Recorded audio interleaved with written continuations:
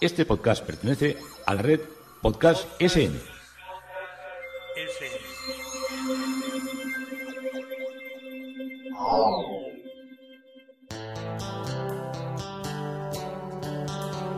Historia con sentido. Un podcast realizado y presentado por Juan Carlos González.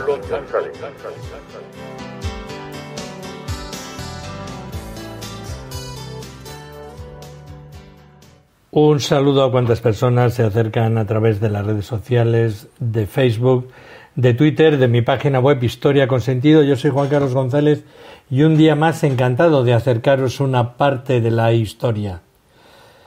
Nos vamos a Constantinopla, Bizancio, Estambul.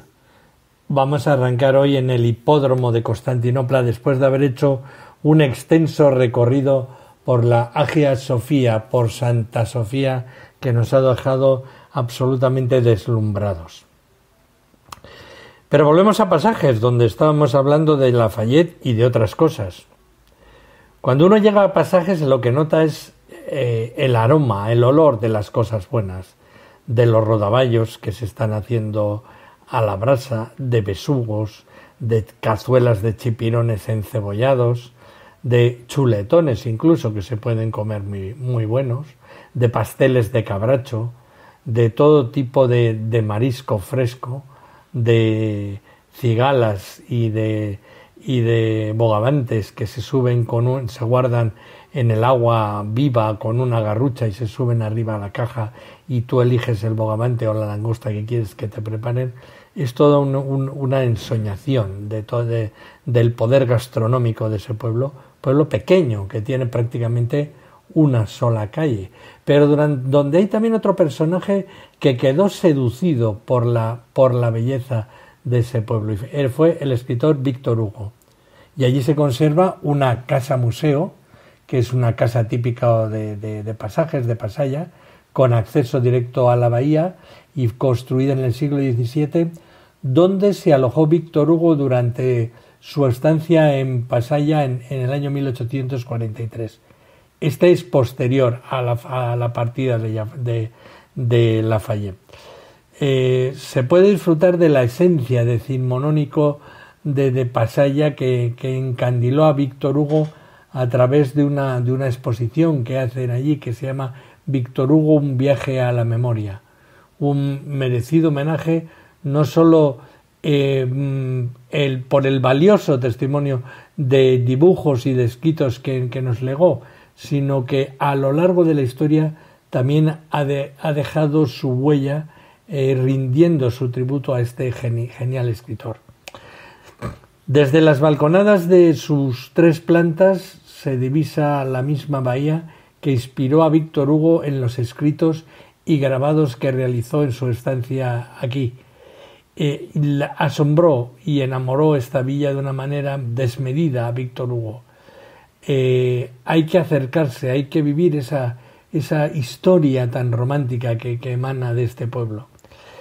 Esta casa está situada en el segundo arco de la calle única que lleva a todas partes, como ya decía Víctor Hugo en su tiempo, viniendo de la chimenea del barrio de Vizcaya o al final del primer pasadizo que cruzamos en bote desde Pasajes de San Pedro, tal como lo hacía el propio Víctor Hugo. Luego iríamos hacia Trinchope y luego bajaríamos a San Sebastián. Subiríamos una pequeña cuesta que dejaríamos a Tegorrieta y dejaríamos Inchaurrondo y ya bajaríamos a Gros, a San Sebastián Donosti. Un bonito recorrido.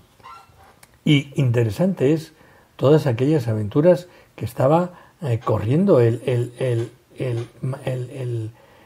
Lafayette, el marqués de Lafayette, que estaba interesantísimo en esa participación de su vida y de la guerra de la independencia.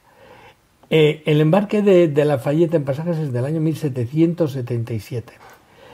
En el archivo de la Comisión de Movimientos Históricos y Artísticos de Guipúzcoa, la Diputación, hay curiosos documentos de finales del siglo XVIII y en principios del XIX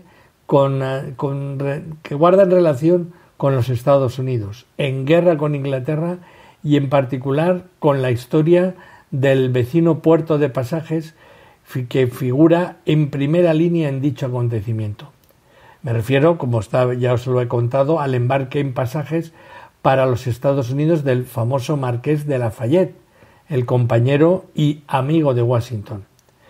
En una curiosa biografía titulada La juventud de Lafayette, escrita por Monsieur Aboudot, antiguo ministro de la Instrucción Pública, nos narra parte de la historia. Nos remontamos en la historia, permíteseme la redundancia, cuando llegaron a París en 1776, juntos y en plena guerra de los Estados Unidos contra los ingleses, los diputados norteamericanos Silas Deane y Arthur Lee. El doctor Franklin, el famoso Franklin, se unió a ellos poco después.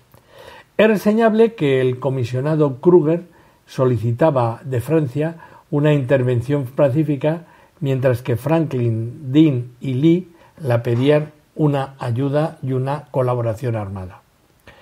El recibimiento que se hizo en Francia de los delegados americanos fue por parte del pueblo, del ejército y de la nobleza en extremo entusiasta y ruidoso. En cambio, el rey Luis XVI se negó a recibirlos y su poderoso ministro Monsieur de Maurepas y el gobierno francés contrarrestaron de una manera harto violenta las manifestaciones de la opinión pública que tiempos después, como no podía menos de suceder, se impuso, ya que en la primavera de 1778 la Francia, por su tratado de comercio con los insurrectos yanquis, rompió las relaciones con Inglaterra, estallando oficialmente una guerra también con ellos, cuando a finales de junio se presentó ante las costas de Nueva York la escuadra francesa del almirante Monsieur d'Estaing. Los franceses, bajo cuerda, apoyaban a los americanos. A principios de 1777, la situación de los insurrectos norteamericanos llegó a ser en extremo crítica, y momentos hubo en que los generales ingleses estuvieron a punto de terminar la guerra y de ganarla. A principio, en aquellos meses, de finales del 76, principios del 77, los delegados norteamericanos trabajan desesperadamente y de una manera furtiva para lograr que zarparan con sigilo de los puertos de Francia corsarios y expediciones de oficiales, soldados desertores del ejército francés, jóvenes voluntarios y sobre todo material de contrabando de guerra, armas.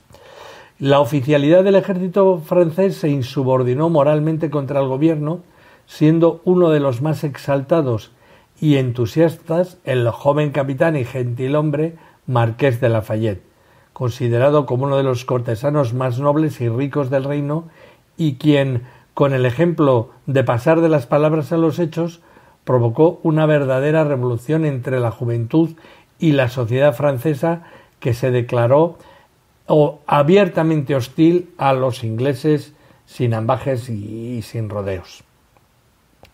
La situación de los norteamericanos era muy crítica a principios de 1777, y Lafayette, entusiasmado con las ideas de que representaban los insurrectos, corrientes precursoras de la Revolución Francesa, y deseando prestar ayuda decidida y poderosa a los Estados Unidos, resolvió marchar personalmente a América, abandonando todo lo que era su fasto y sus comodidades, y con todo sigilo se puso en relación con Mr. Danet, con vistas a la oposición de la familia y de las órdenes terminantes que para vigilar a Lafayette había dado el rey, porque el rey sabía que éste iba a preparar una conspiración. Las negociaciones se prosiguieron bajo secreto absoluto, siendo el mediador el conde de Broglie, quien también reclutó varios distinguidos y valientes oficiales a quienes pagó todos sus gastos y pensiones Lafayette.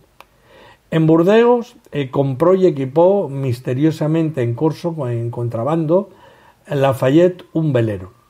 Y en medio de estos preparativos, a principios del año 1777, llegaron de América desastrosas noticias. El ejército de Washington había resultado completamente deshecho, solo quedaban 3.000 hombres en armas y el general inglés Howe le perseguía tenazmente esperando capturarlos, como ahora prácticamente como si ya los tuviera la guerra ganada. Los mismos delegados americanos, Dean y Lee, manifestaron a Lafayette lo grave de las circunstancias y lo desanimados que se hallaban, aconsejándole que no se embarcara, pues que hasta era ya imposible la salida de embarcación alguna, tanto por la vigilancia y órdenes del gobierno francés en los puertos del reino, como por el severo crucero de las escuadras inglesas en las costas insurrectas. Lafayette le respondió que esta misma gravedad hacía que su resolución fuese inquebrantable. Los delegados Dean y Lee volvieron a insistir, pero viendo la inutilidad de sus esfuerzos para retener a Lafayette, aceptaron su generoso ofrecimiento personal y del buque armado en corso. En corso ese, ya sabéis, el corsario, completamente cargado con contrabando de guerra y llevando a bordo una pintoresca, vamos a decirlo así, expedición de voluntarios y de oficiales a cuya cabeza iba un tan aristocrático joven capitán. Los comisarios americanos le ofrecieron el grado ya de general de brigada. Para disimular mejor la arriesgada expedición aquella y para que su familia y la corte de Versalles creyesen que Lafayette había desistido de llevar adelante su firme resolución, ejecutó un viaje de recreo a Londres, donde permaneció 3 semanas, haciéndose presentar al mismo rey Jorge por su tío, el embajador de Francia, el señor marqués de Noailles, y tomó parte en las fiestas de la corte, habló con el mismo primer ministro Hancock, bailó en casa del ministro de las colonias Lord Germain y se encontró en la ópera con el famoso general Clinton, contra quien tiempos después habría de luchar también en la batalla de Monmouth. Al propio tiempo, Lafayette hacía trabajos en Pasajes y en San Sebastián, deseando disponer para su barco de gente práctica y valiente originaria de estas costas. El 7 de marzo de 1777, después de escribir al duque de Allen, salió Lafayette de Londres para París, despistando con su habilidad diplomática a las cortes de Inglaterra y de Francia y a su propia familia. El gobierno francés puso en juego todo lo mejor de su policía, pues el duque de Allen fue enseguida a verse con el ministro Monsieur de Maurepas. Se dio orden al gobernador de Guyena, Monsieur Lefernel, de detener al fugitivo enseguida que llegase a Burdeos. Aquel viaje fue una serie de aventuras emocionantes. Lafayette logró embarcarse en su buque y zarpó de Burdeos para Pasajes. Volvió a Francia enseguida para legalizar su situación y un documento oficial le declaró responsable de todo. El gobierno francés le amenazó con encarcelarlo si se movía de Burdeos y al propio tiempo que pretendía que las autoridades de San Sebastián detuvieran el buque anclado en Pasajes. Y toda la prensa y todo el mundo en Francia se ocupaba de este asunto. Igual que en Francia sucedió en Madrid, según los datos de la época. Desde Burdeos escribió Lafayette a los ministros pidiendo licencia, pues no quería, a pesar de ser por lo que a poder ser que lo declaran desertor, y presentar su dimisión como capitán era descubrirse demasiado porque sabrían que estaba preparando el ir a América. El gobierno le negó terminantemente el permiso solicitado.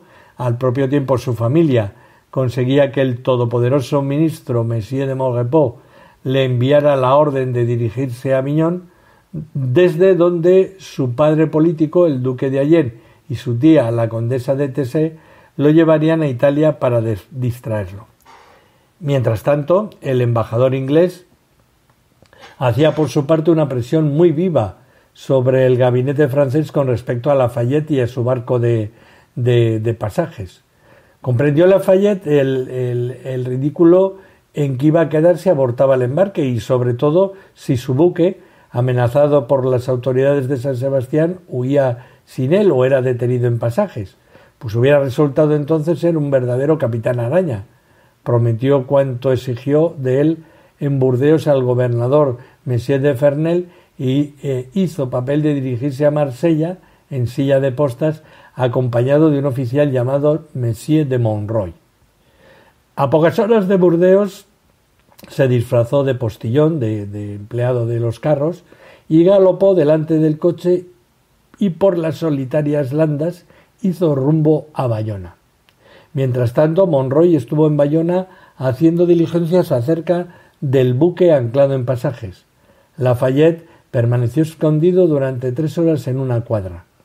De Bayona se halló sin dificultad en la silla de postas, pero la expedición estuvo a punto de fracasar en San Juan de Luz, donde la hija del jefe de postas reconoció al falso postillón, pues lo había visto anteriormente cuando Lafayette volvía de pasajes para Burdeos. Estos eran muy ligones y muy mujeriegos. Y afortunadamente se logró acallar a la muchacha.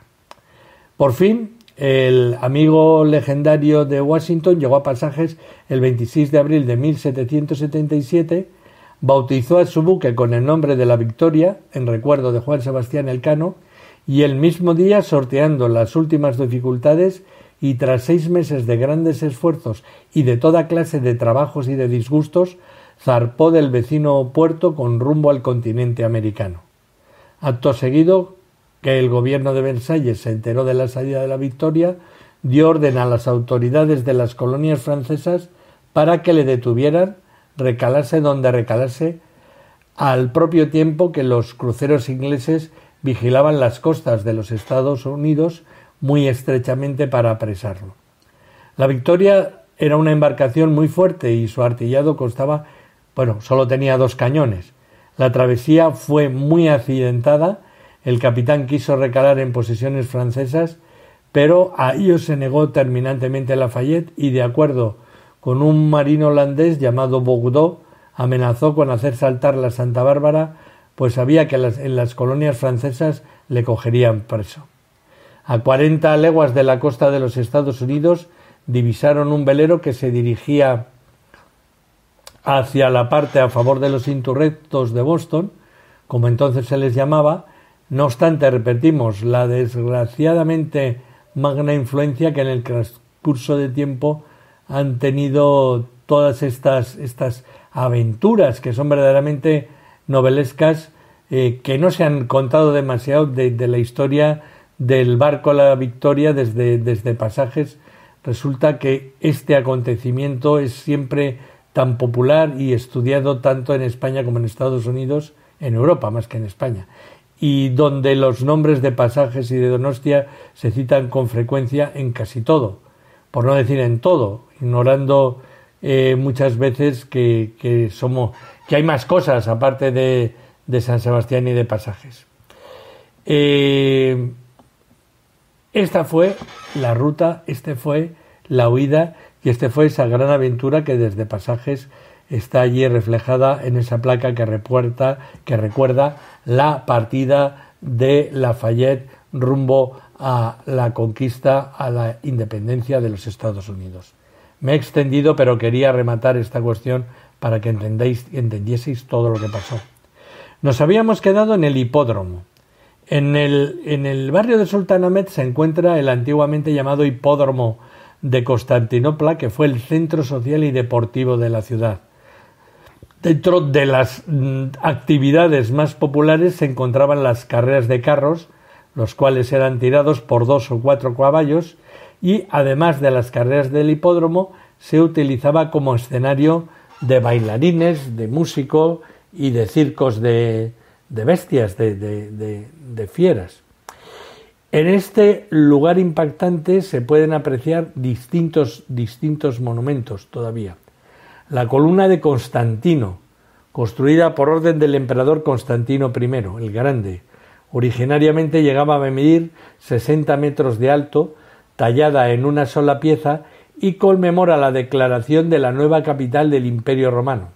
Inicialmente estaba coronada por una estatua de Apolo y estaba cubierta de bronce, pero con las cruzadas de 1204 estas placas fueron sustraídas y fundidas.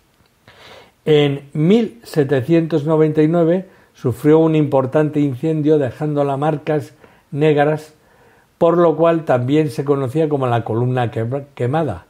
En la actualidad alcanza los 35 metros de altura, siendo uno de los edificios más antiguos de la ciudad de Estambul. Otra pieza es el obelisco egipcio.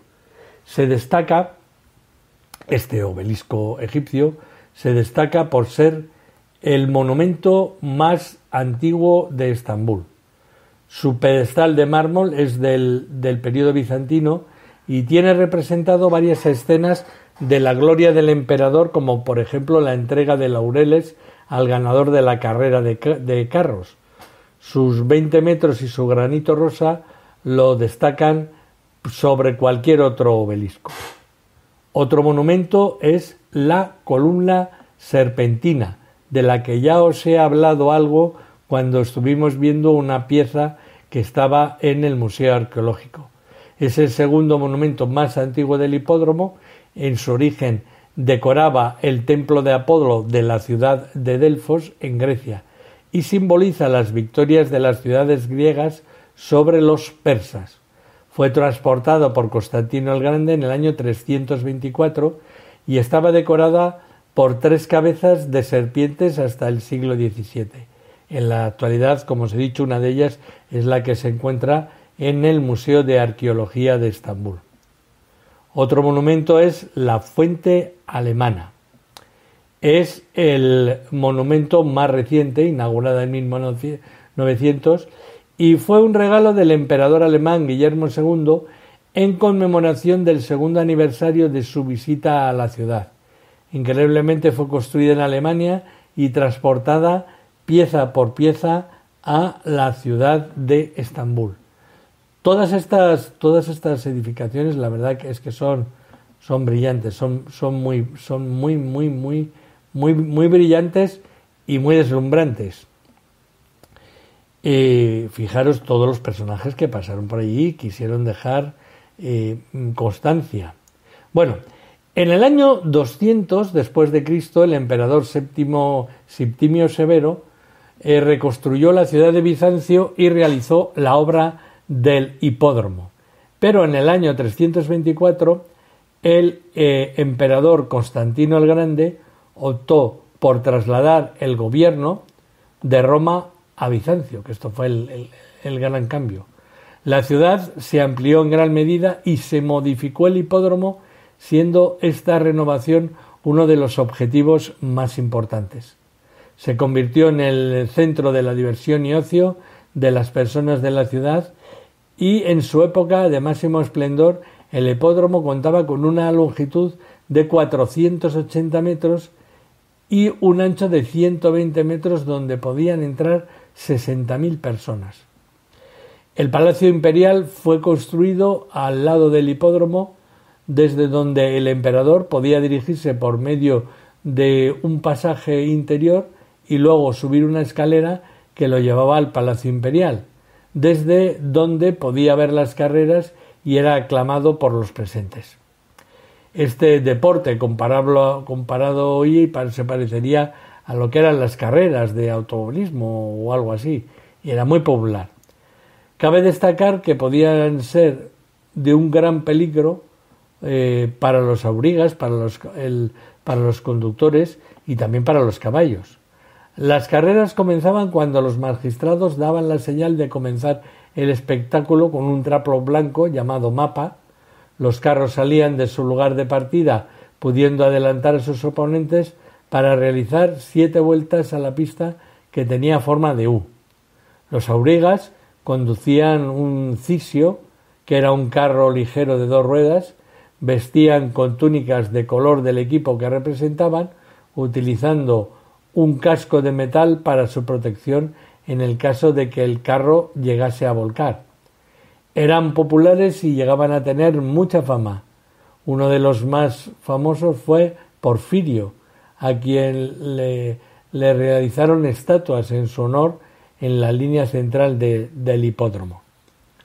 La popularidad de las carreras hizo que se llegasen a apostar grandes cantidades de dinero y a que personas se dividieran entre los equipos. En un principio eran 4 equipos, pero con el tiempo se fueron disolviendo para formar parte de los más populares, el verde y el azul. Estas rivalidades iban más allá de las carreras, también se volcaban en diferencias políticas y religiosas que separaban a los dos grupos. Los fanáticos llegaron a ser conocidos por su violencia y por su vandalismo.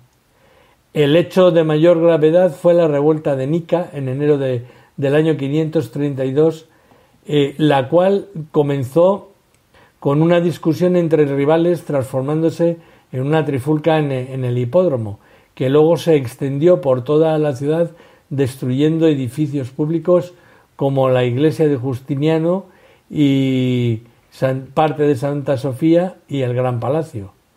Había quienes estaban en contra del emperador Justiniano, queriéndolo derrocar por sus ideales y por cobrar demasiados impuestos. Proclamaron al senador Hipacio como el nuevo emperador, pero Justiniano mandó a sus tropas a ejecutar a los rebeldes. Mataron a cerca de 30.000 personas en las afueras del hipódromo. Debido a esto, por muchos años no se volvieron a declarar carreras en el hipódromo y se empezó a utilizar solo para anuncios solemnes. También comenzó a reutilizarse para actividades de ocio sin mezclar el deporte con la política. En 1204 los cruzados de Europa en la Cuarta Cruzada lograron conquistar Constantinopla. Constantinopla fue saqueada de sus riquezas. Desde ahí el hipódromo no se volvió allá a reconstruir. Luego, cuando en 1453 los turcos otomanos conquistan la ciudad, lo que quedaba del hipódromo comenzó a quedar en el olvido, dado que ellos no tenían ningún interés en la carrera de carros. Y actualmente, en donde se encontraba el hipódromo, está la plaza de Sultán Ahmed, que sigue siendo el punto de interés, el punto de encuentro, el punto artístico donde todo el que visita Estambul, Constantinopla, tarde o temprano, tiene que pasar por ahí. Y hasta aquí nos ha traído este relato del hipódromo de Constantinopla. Esto es Historia con Sentido. Yo soy Juan Carlos González y encantado de acercaros una parte de la historia.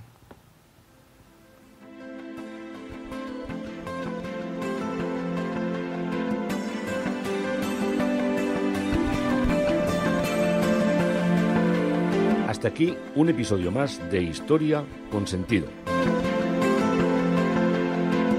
El podcast que te habla de historias de la historia, sucesos, eventos, como si el ayer fuera hoy. Síguenos a través de iTunes, Spreaker o iVoox. Contacta con nosotros por correo electrónico escribiendo a podcast@historiaconsentido.com. Nuestra web www.historiaconsentido.com. Y en Twitter nos encontrarás como @historiasentido. Este podcast pertenece a la red Podcast SM.